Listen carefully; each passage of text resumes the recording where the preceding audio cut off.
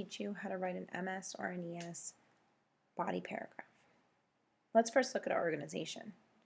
You're going to start with your lead or introductory paragraph, which hopefully you've already written. This will have your central claim. Then you're going to write your body paragraph 1, which is about your first issue. That's what I'm going to teach you today. Then you'll write body paragraph 2 about issue 2, body paragraph 3 about issue 3, and finally your concluding paragraph. To get an MS or an ES, your body paragraph organization needs to follow the following guidelines. First, you'll have a transition sentence, followed by a topic sentence. Then you'll introduce your evidence, write your evidence, give an explanation in 4 to 6 sentences, and write your concluding sentence. Let's look a little deeper at each one of these. First, let's take a look at your overall organization. Please make sure that this is in front of you as you'll be writing during this video. So far, this is what I have filled out. I have my central claim, and I have my 3 supporting claims. My central claim is that many in ancient Athens were denied a voice and therefore did not have equal rights in society. Inequality was visible in voting rights and treatment of metics, slaves, and women. My supporting claim 1 in the body paragraph I'm going to write today is Athenian women faced many inequalities in their day-to-day life. Right now I want you to pause the video and make sure that you have all of this completed.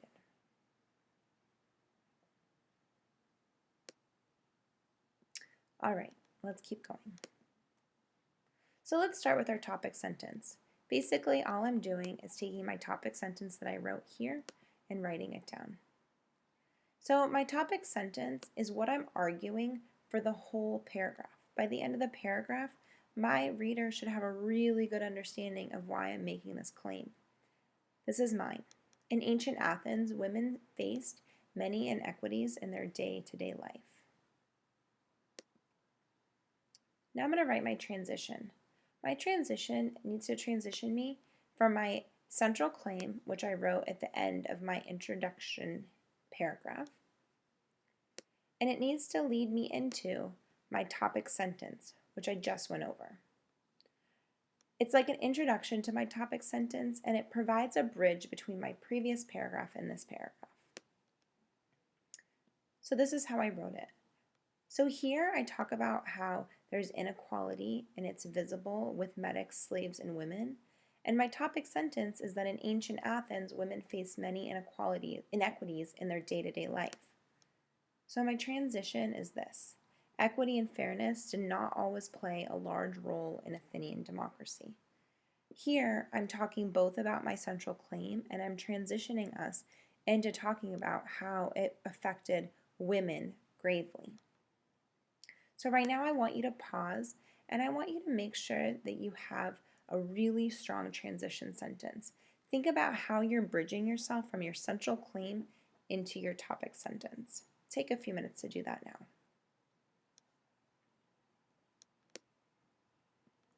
Okay, let's keep going. Now I'm going to introduce my evidence to you. So when I introduce my evidence, I want to make sure that I'm introducing you to maybe the author, the title, and any other relevant information that you need in order to understand the piece of evidence that I'm going to give you. So here are some introductions on ways that you can do this. This can also be found at the bottom of the Schoology page that you're on. This is how I introduce my evidence. And I made a mistake right here. It should say, in an analysis of women's rights in ancient Athens, published on the Ancient History Encyclopedia website, O'Neill discusses the role of women in ancient Athenian society. So in my introduction of evidence, I both give you who's written it, I talk about where I found it, and I tell you what it discusses. So it prepares you for the piece of evidence that I'm going to give you. Before I give you that piece of evidence, I want you to look back at this sheet again. So I'm going to choose the piece of evidence here that has the most meat, the one that I can talk the most about. The one that I'm going to choose is this first one. In ancient Athenian democracy, the role of Athenian women was that of wife and childbearer. They were barred from political participation and not permitted to represent themselves in law. The reason that I choose this one is because I have a lot to talk about here. Here it is. Here's my evidence. Notice that I have it in quotes, and I have the author's name here, along with the page that I found it on. So right now I want you to pause, and I want you to write your introduction to your evidence and choose the piece of evidence that you think best suits your argument.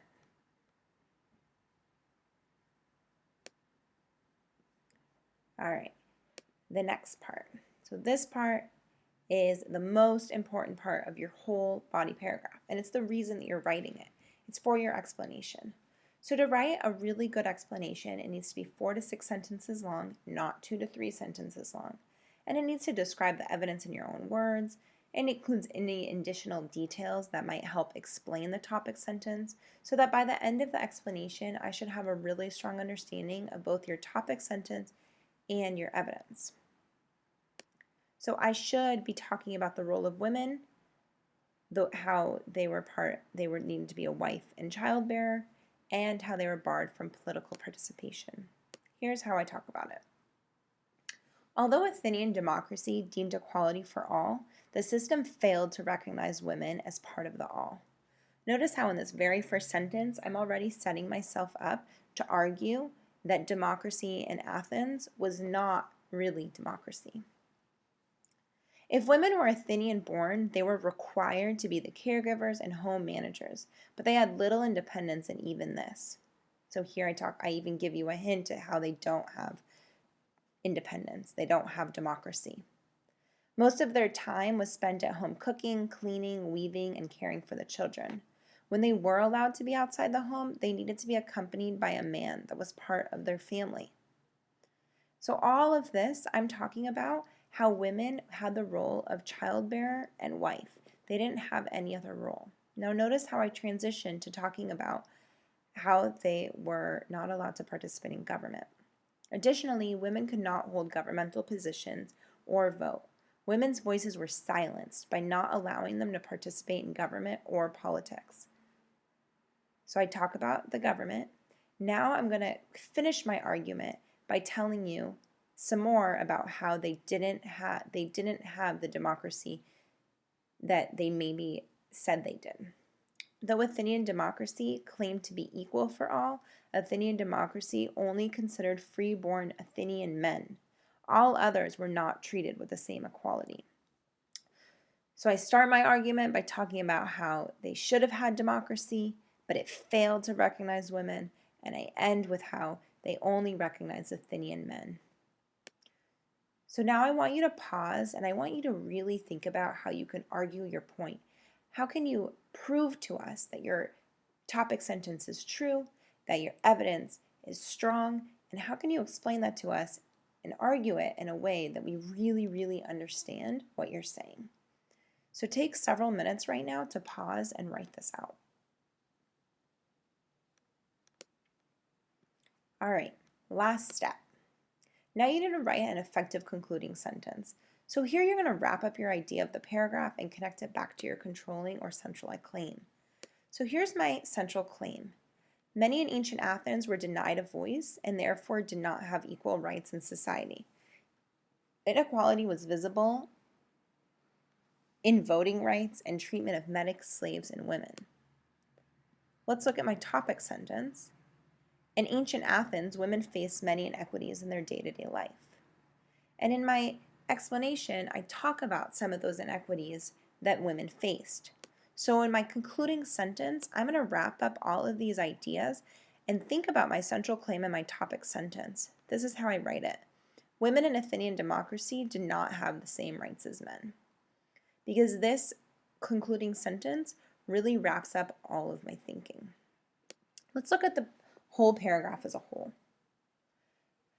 Let's read it. Equity and fairness did not always play a large role in Athenian democracy. In ancient Athens, women faced many inequities in their day-to-day life.